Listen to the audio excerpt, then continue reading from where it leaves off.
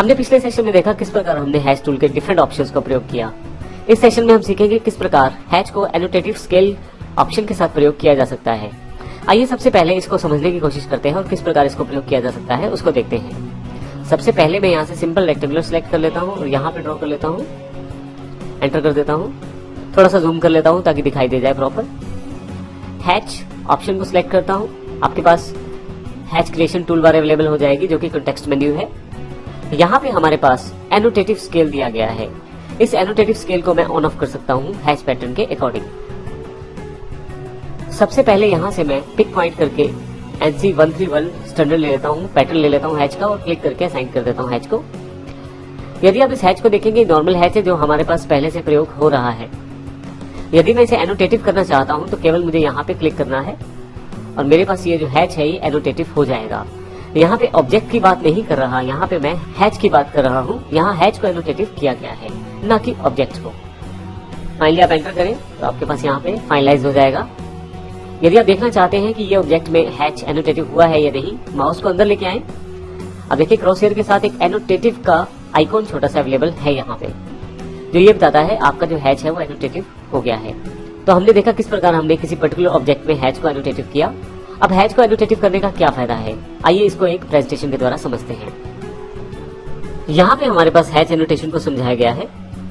हमारे पास different scales रहते हैं जिसके द्वारा हम किसी ऑब्जेक्ट को स्केल कर सकते हैं, परंतु ऑब्जेक्ट के साथ साथ हमारे पास अंदर का जो हैच रहता है वो भी स्केल्ड हो जाता है। जैसे यहाँ पे एग्जाम्पल दिया गया है। सबसे पहले हम यहाँ दूसरे नंबर वाले ऑब्जेक्ट को देखते हैं। एक रेक्टेंगल है जिसके अंदर हमने हैच को प्रयोग किया है। आप यदि देखें तो यहाँ पे इसका स्केल 1:1 है। यहाँ पे यदि इस स्केल को मैं डबल कर लूं, अर्थात जो ऑब्जेक्ट है उसका साइज अगर बड़ा कर दिया जाए, डबल कर दिया जाए, तो 2:1 हो जाएगा। यहाँ पे देखेंगे कि ऑब्जेक्ट ना केवल बड़ा हुआ है बल्कि यहाँ पे हैच जो है वो भी यहाँ पे थोड़ा सा बड़ा दिखाई दे रहा है और फैला हुआ दिखाई दे रहा है। यदि मैं ओरिजिनल साइज अर्थात 1:1 जो कि नॉर्मल साइज है, इसको यदि मैं हाफ साइज में कन्वर्ट कर दूं अर्थात 1:2, तो आप देखेंगे यहाँ पे ना केवल ऑब्जेक्ट छोटा हुआ है बल्कि उसके अंदर वाला जो हैच है उसके बीच का डिफरेंस भी कम हुआ है और उसकी वजह से यहाँ पे जो ऑब्जेक्ट है उसके अंदर ये हैच की लाइनें छोटी छोटी दिखाई दे रही हैं। नीचे की तरफ मैंने क्वार्टर साइज को प्रयोग किया है अर्थात 1/4 को। आप यदि यहाँ देखें आपके पास नीचे की तरफ फिर से हैच यहाँ पे दिखाई ही नहीं दे रहा प्रॉपर, हालांकि हैच भी अवेलेबल है और ऑब्जेक्ट भी 1/4 साइज में है। तो इस तरह यदि आप अलग अलग स्केल्स में जाते हैं तो सबसे बड़ी प्रॉब्लम ये आ जाती है कि हैच जो है वो भी अपना साइज स्केल करता है, जिससे हमें यदि नीचे के ऑब्जेक्ट को देखें तो ऐसा लगता है यहाँ पे 1/4 साइज में कि यहाँ पे ये ऑब्जेक्ट जो है ब्लैक डार्क कलर ऑब्जेक्ट है, तो हैच प्रॉपर दिखाई नहीं देता। हम अगर चाहें तो हैच का जो साइज है वो सेम रख सकते हैं, चाहे स्केल कोई भी हो। इसके लिए हम एनोटेटिव स्केल को प्रयोग कर सकते हैं। हम यहाँ से इस एग्जाम्पल को ज्यादा क्लियर कर सकते हैं। यहाँ हमारे पास 2 रेक्टेंगल्स दिए गए हैं। लेफ्ट हैंड साइड वाला जो रेक्टेंगल है इसमें हैच को एनोटेटिव नहीं किया गया, जबकि राइट हैंड साइड वाला जो रेक्टेंगल है इसमें हैच को एनोटेटिव किया गया है। यदि हम यहाँ से शुरू करें 1:1 स्केल में तो आप देखेंगे दोनों रेक्टेंगल्स बिल्कुल सेम दिखाई दे रहे हैं। लेकिन जैसे ही हम इसका स्केल बढ़ाते हैं 2:1 करते हैं तो यहाँ पे यदि आप देखें लेफ्ट साइड वाले एंगल में हैच जो है वो बड़ा बड़ा दिखाई दे रहा है, क्योंकि एनोटेटिव स्केल हैच का नहीं है। परंतु राइट हैंड साइड वाले एंगल में बिल्कुल वैसा ही स्केल दिखाई दे रहा है जैसा 1:1 वाले में था, अर्थात हैच का जो स्केल है वो ऑटोमेटिकली उसको सेट किया गया है एनोटेटिव स्केल के द्वारा। इसी तरह से यदि मैं इस 1:1 स्केल को हाफ कर दूं, यानी कि इस ऑब्जेक्ट के हाफ साइज का स्केल में सेट करूं, तो नीचे की तरफ यदि लेफ्ट साइड वाला रेक्टेंगल देखें तो यहाँ पे हैच की लाइनें जो है वो ज्यादा क्लोज हो गई है, अर्थात उनमें गैप जो है कम हो गया है। परंतु राइट हैंड साइड जिसपे एनोटेटिव स्केल दिया गया है बिल्कुल वैसा ही दिखाई दे रहा है जैसा ऊपर की तरफ रेक्टेंगल में।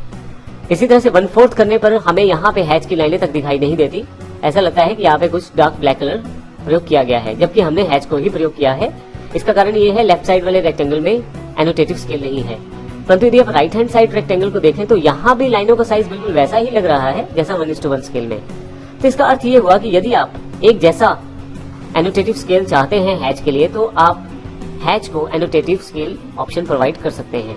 अब यदि यहाँ 2:1, 1:1, 1:2 या 1:4 स्केल में आप देखें तो सबका जो साइज है वो लगभग एक जैसा ही दिखाई दे रहा है। परंतु यदि लेफ्ट हैंड साइड के हैच को देखें आप तो यहाँ पे फर्क दिखाई देता है और ये जो हैच है स्केल होने के साथ अपने आप को बदल रहा है।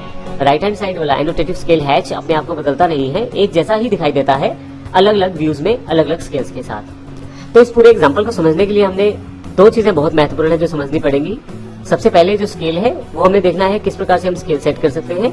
और साथ ही हमें ये देखना पड़ेगा एनोटेटिव ऑब्जेक्ट को एनोटेटिव स्केल के साथ किस प्रकार बदल सकते हैं। इसके लिए हमारे पास यहाँ नीचे की तरफ ऑप्शन दिया गया है, स्टेटस बार में यदि आप इस ऑप्शन को सिलेक्ट करें तो यहाँ ये जो ऑप्शन है ये स्केल को साथ ही ऐड करता है एनोटेटिव ऑब्जेक्ट्स में, और जैसे जैसे एनोटेटिव ऑब्जेक्ट में स्केल चेंज करते हैं एनोटेटिव ऑब्जेक्ट भी उसके अकॉर्डिंग अपने आप को सेट करता है। इसी एग्जांपल को समझने के लिए हमने यहाँ टेक्स्ट को प्रयोग भी किया है। यदि आप अलग अलग व्यू पोर्ट में टेक्स्ट टाइप करते हैं तो आपके पास, हालांकि हमने टेक्स्ट कमांड को अभी नहीं किया है इसलिए हमने एग्जांपल के रूप में यहाँ नहीं दिखाया, बल्कि यहाँ पे केवल शो किया है। आप यहाँ देखें ऊपर की तरफ जो स्केल है टेक्स्ट का वो अलग है, 1:1 में नॉर्मल साइज है, 2:1 में डबल साइज हो जाता है। इसी तरह से 1:2 साइज में ये हाफ हो जाता है ओरिजिनल साइज का, और 1/4 में ये क्वार्टर साइज का हो जाता है। इसका अर्थ ये हुआ कि जब आप एनोटेटिव स्केल प्रयोग नहीं करते तो अलग अलग स्केल्स में अलग अलग ऑब्जेक्ट का साइज अलग अलग रहता है, परंतु यदि आप एनोटेटिव स्केल का प्रयोग करते हैं तो जैसे हमने एग्जांपल में देखा अलग अलग स्केल्स में एनोटेटिव ऑब्जेक्ट जो रहता है उसमें प्रयोग किया जाने वाला एनोटेटिव स्केल उस ऑब्जेक्ट को सेम साइज प्रोवाइड करने की कोशिश करता है। जैसे कि यहाँ पे हैच का जो साइज है वो बिल्कुल सेम है। हम इस पूरे एनोटेटिव स्केल प्रोसेस को अगले सेशन में प्रैक्टिकल रूप में समझेंगे।